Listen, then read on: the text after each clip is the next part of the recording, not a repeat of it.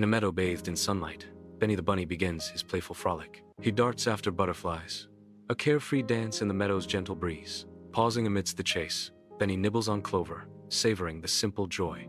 The meadow is his playground, where innocence and timidity blend in delightful harmony. Gentle music underscores his every move, painting a portrait of pure happiness. At the edge of the dark woods, Benny halts, his senses on high alert. A faint cry pierces the silence. "Help! Help!"